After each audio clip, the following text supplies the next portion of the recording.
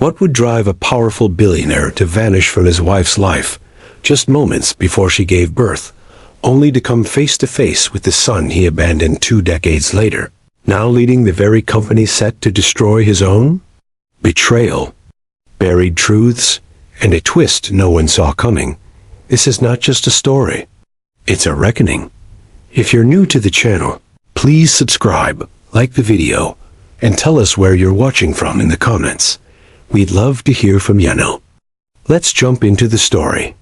The morning light spilled through the tall windows of Daniel Pierce's penthouse office. It was the kind of light that usually made everything look golden. But not today. Today, it only lit up the sharp edges of a man who felt as carefully. Built world starting to crack. Daniel stood behind his desk, frozen. A newspaper lay open before him. On the front page was a photo of a young man shaking hands with a group of tech investors. The headline read, "Young CEO Jackson Walker leads Echo Innovations into billion-dollar merger." But Daniel wasn't reading the headline. He was staring at the eyes in the photo eyes that mirrored his own. Too much, too closely. His assistant knocked gently on the door. "Mr. Pierce, the quarterly call starts in 10 minutes. Cancel it," Daniel said, barely above a whisper as she left. Daniel sank into his leather chair, his hand shaking as it reached for the newspaper again. Jackson Walker. The name pulled at something buried deep.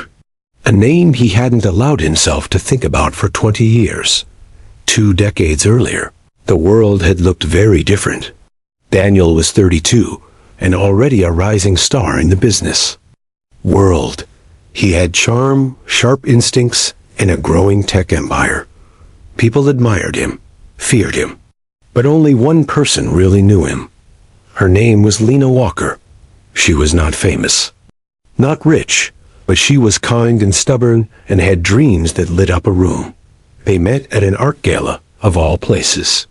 Lena had shown up with a few hand-stitched dresses on a borrowed mannequin.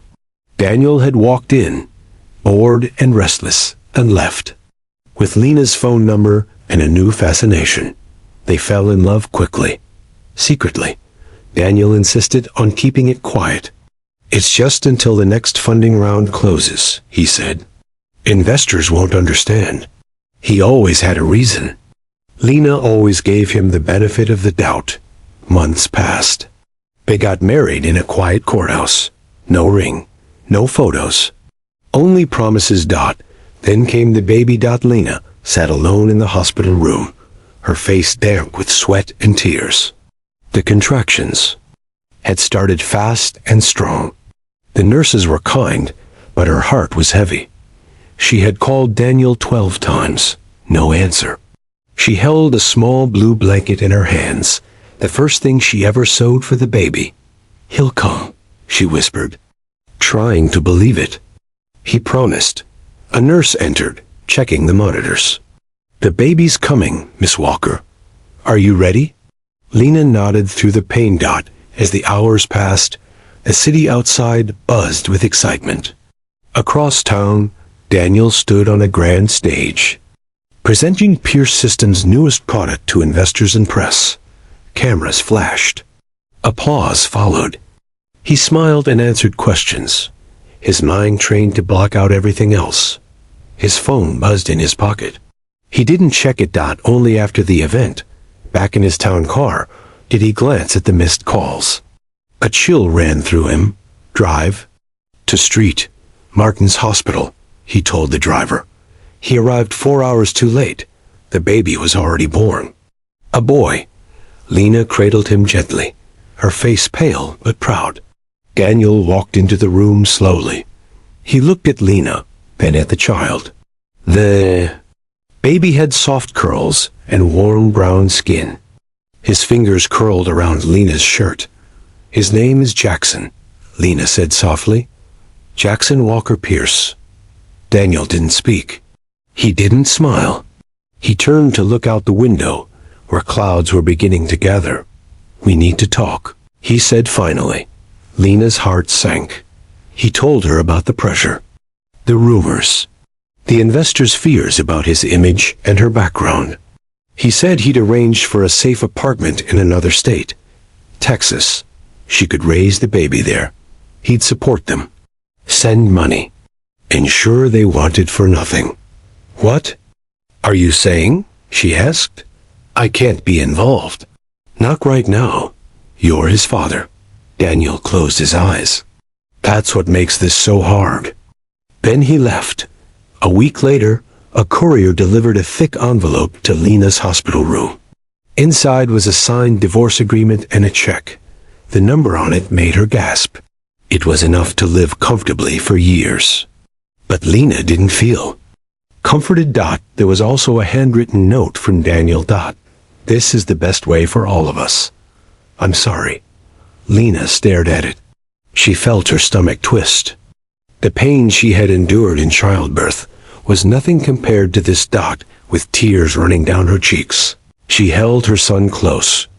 We don't need his money, she whispered. We'll find our own way. Later that night, Lena boarded a bus bound for a small town in Colorado. She carried 2 suitcases, her baby, and a fire in her heart. Daniel Pierce stayed behind in his shining tower, surrounded by glass, metal, and silence. He thought the past was over. But the past, as it always does, was only just beginning. The bus rolled into the quiet town of Briar Ridge just as the sun began to rise. Lena Walker looked out the window at the rows of small houses, sleepy shops, and empty sidewalks. She didn't know a single soul here. She clutched baby Jackson close, his tiny body wrapped in the same blue blanket she'd sewn months ago. She had no plan, just 2 suitcases, a little bit of cash, and a stubborn belief that she would figure it out. They stayed the first night in a tiny motel on the edge of town. Lena fed Jackson, rocked him to sleep, and sat by the window, staring at the dark sky. The silence felt heavy, but her heart was still burning with determination. She had been left behind, but she would not let that define her. The next morning, Lena walked into town with Jackson in a sling. She asked about apartments and work. Most people gave polite but distant answers. Some looked at her with quiet judgment. A young single mother with city clothes and a baby was not something they saw every day in Briar Ridge. After 2 days of searching, she saw a small help wanted sign in the window of a local hardware store. Inside, the shop smelled of wood and dust. An older man stood behind the counter, reading a newspaper. He looked up as Lena entered. Help you with something? He asked. I saw the sign, Lena said. I'm looking for work. I'll do anything clean, stock shelves, whatever you need. The man looked at her for a moment, then at the baby sleeping against her chest. Name's Raymond Ellis, he said. You ever worked retail before? No, Lena admitted. But I learned fast. He scratched his chin. Come back tomorrow at 8. Let's see what you can do. Raymond gave her a job, and more importantly, he gave her a chance. The pay was small, but steady. Lena worked hard, sweeping the shop, organizing shelves, and learning how to help customers. She never complained, never showed how tired she was. Rainy afternoon, after closing, Raymond found her in the back room feeding Jackson. You have a place to stay yet? He asked. Not really, Lena said. Just a motel for now. He nodded slowly. There's a small apartment above the store. Used to be mine before I bought a house. It's old, but dry. You can stay there. Pay what you can. Tears filled Lena's eyes. Thank you. I don't know what to say. Say you'll show up on time tomorrow, Raymond said, turning away to hide the softness in his voice. Over the years, the apartment above the shop became a home. Lena painted the walls, patched up old curtains, and built a crib out of leftover wood from the store. She made a tiny life for herself and Jackson, piece by piece. By the time Jackson turned 5, he was full of questions and big ideas. He loved building things with scraps from the store. Lena encouraged his curiosity, even when money was tight. Every night after Jackson went to sleep, Lena would pull out her old sketchbook and draw. She hadn't stopped dreaming. Her designs were better now, cleaner, bolder. She still wanted to be a designer, but that dream was folded and stored between bills and responsibilities. Sometimes Raymond would catch her sketching late at night. "You're good," he said once, peeking over her shoulder. "Just a hobby." "No," Lena said with a small smile. "Doesn't have to be," Raymond replied. "Dreams don't have an expiration date." Raymond and Jackson became close. He taught Jackson how to use tools, how to fish, and how to stand up for himself. He never asked about Jackson's father. He didn't need to. He saw what kind of mother Lena was. He saw the strength she carried every day. One evening, as they closed the shop, Jackson tugged on Raymond's sleeve. "Can I call you Grandpa?" he asked. Raymond blinked, surprised. Then he smiled. "I'd be honored, kid." Despite the love and safety they found, things weren't always easy. Some people in town still whispered. Lena heard them sometimes, comments about her not having a husband, about her being from the city. But she held her head high. Once, a customer scoffed at her in the store. "A girl like you doesn't belong in a place like this," the woman said. Lena only smiled. "Well, I'm here, and I'm not going anywhere." That night, Jackson drew a picture of their little apartment and gave it to her. "It's our castle," he said proudly. "It is," Lena whispered. "A castle we built ourselves." Years passed, and Lena's designs slowly made their way into town, little pieces here and there. A dress for a neighbor's daughter. A curtain set for the local diner. She saved every dollar she could. Her dream wasn't dead. It was just waiting. She kept that blue baby blanket folded neatly on a shelf. She looked at it often, not out of sadness, but to remind herself how far they had come, from a hospital room filled with silence, to a life built from nothing. And in the heart of it all was Jackson, her reason, her joy, her greatest creation. What neither of them knew was that the past wasn't done with them yet. Far from it. Because one day, that past would come knocking, and everything would change again. At 20 years old, Jackson Walker stood taller than most people in his class. His sharp mind and quiet confidence made him stand out even more. He had earned a full scholarship to a top university in Texas, where he studied engineering and business. People admired his ideas, but they didn't know the full story. They didn't know that he came from nothing. They didn't know his mother had raised him alone, working long hours and stitching dreams after dark. Jackson never forgot. Every weekend, he called Lena. She always ended their conversations with the same words. "Don't let the world tell you who you are. You already know." He did know. Or at least, he thought he did. One Wednesday afternoon, Jackson was sitting in the student lounge when his roommate tossed him a magazine. "You ever heard of Pierce Global?" The roommate asked. Jackson looked at the cover. A glossy photo showed a well-dressed man standing in front of a large building. The headline read, "Daniel Pierce, Visionary Leader or Ruthless Tycoon?" Jackson froze. The man in the photo looked familiar. Not because he had seen him before, but because there was something in his face, the shape of his eyes, the line of his jaw. It was like looking at an older version of himself. A strange feeling rose in Jackson's chest. Curiosity, confusion, and something else, something cold and distant. That night, he searched Daniel Pierce online. Articles, videos, speeches.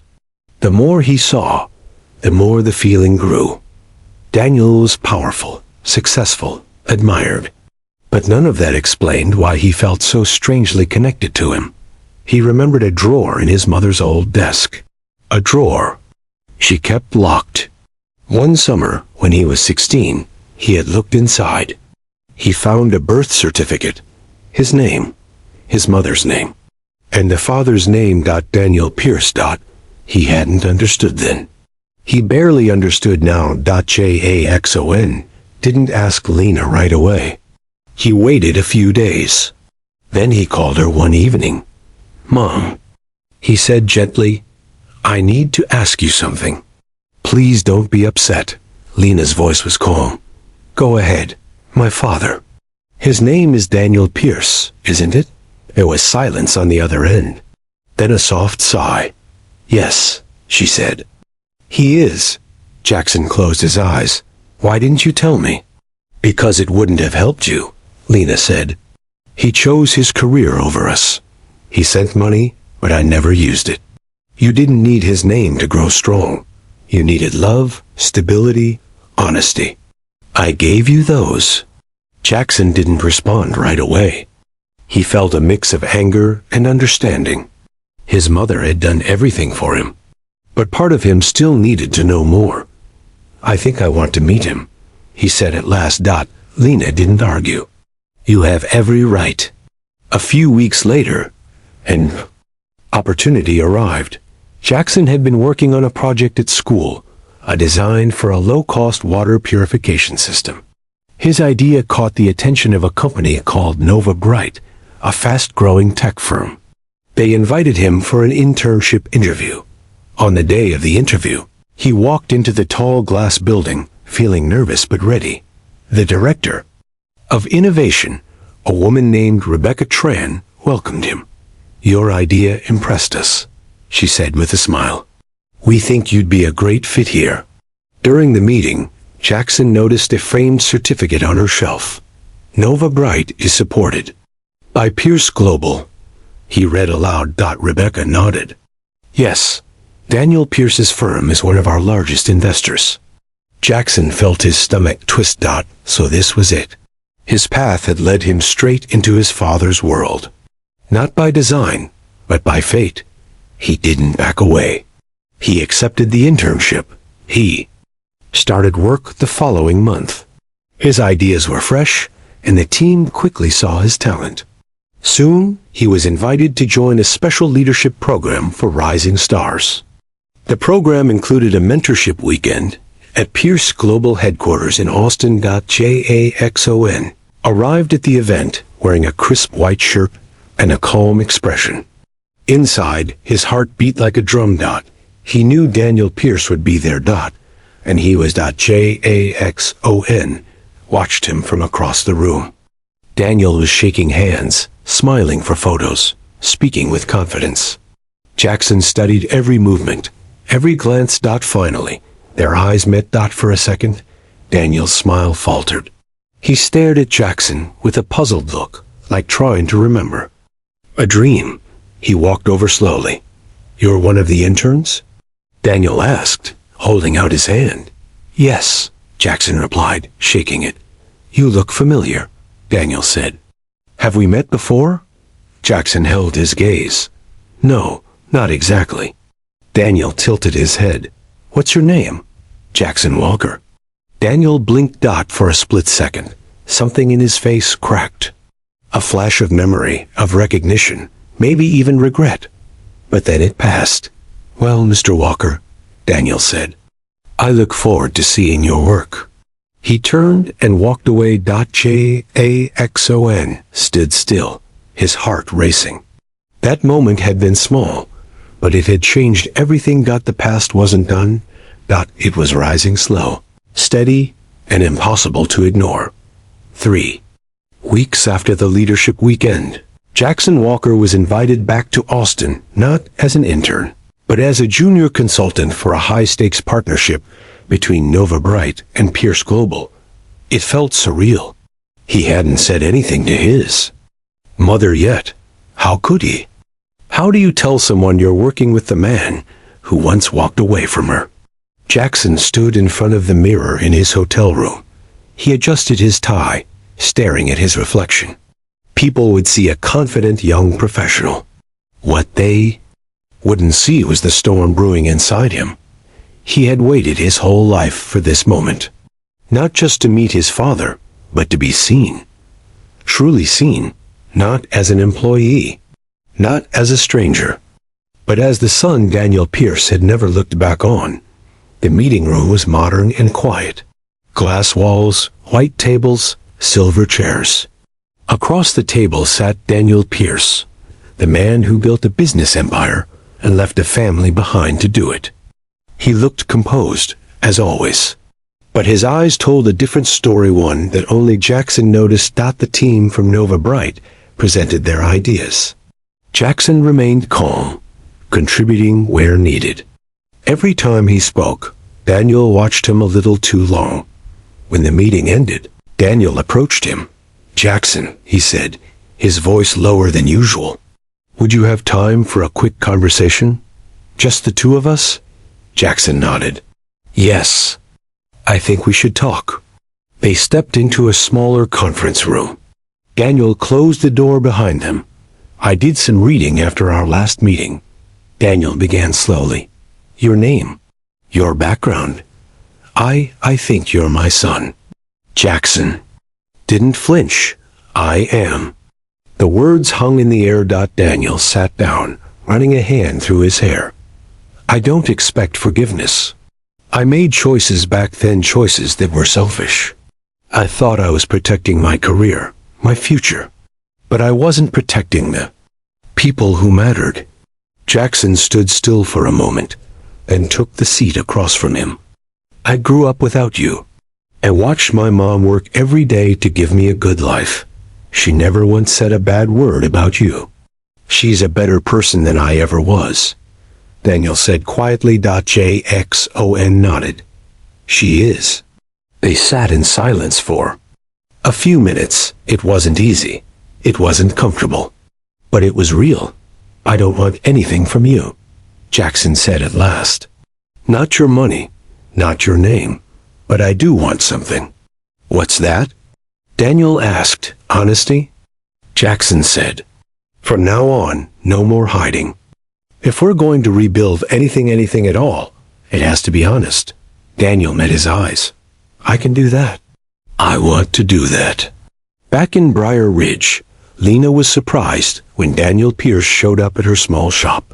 He looked out of place among the sewing machines and handmade dresses, but he didn't seem to care. "I wanted to see you," he said gently. "I've spoken to Jackson." Lena didn't respond at first. She looked at the man she once loved, the man who left her without looking back. "You look older," she said. "I feel older," Daniel replied. They sat together in the quiet of the shop, surrounded by fabric and dreams. "I never hated you," Lena said. "I hated the silence. I hated how you made me disappear." Daniel nodded. "I've lived with that silence for 20 years. I'm ready to face it now, if you'll let me." Lena didn't give an answer right away. Instead, she offered him tea. It wasn't forgiveness, but it was a beginning. Months past. Jackson was promoted to head of innovation at Nova Bright. His ideas were changing the way people accessed clean water. Daniel became one of the key investors in the new division, and quietly, one of its biggest supporters. But more than that, something unexpected began to grow. A relationship. Jackson, Daniel, and Lena started having dinners together. Awkward at first, easier over time. Daniel apologized more than once.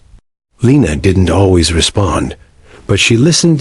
Raymond Ellis, now retired, still watched over them all. One night, he said to Daniel, "You missed a lot of years. Don't waste what you've got left."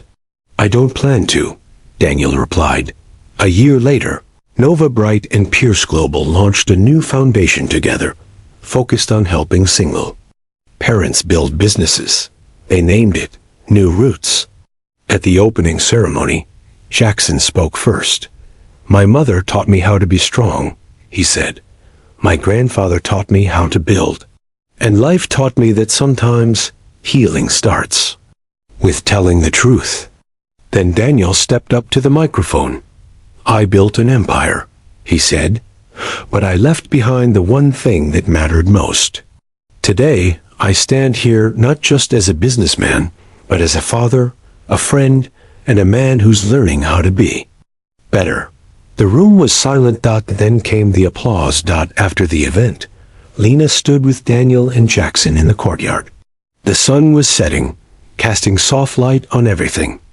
We're not a perfect family, Lena said. No, Daniel agreed. But we're a real one. Jackson looked at both of them. And sometimes, he said with a smile, that's better than perfect.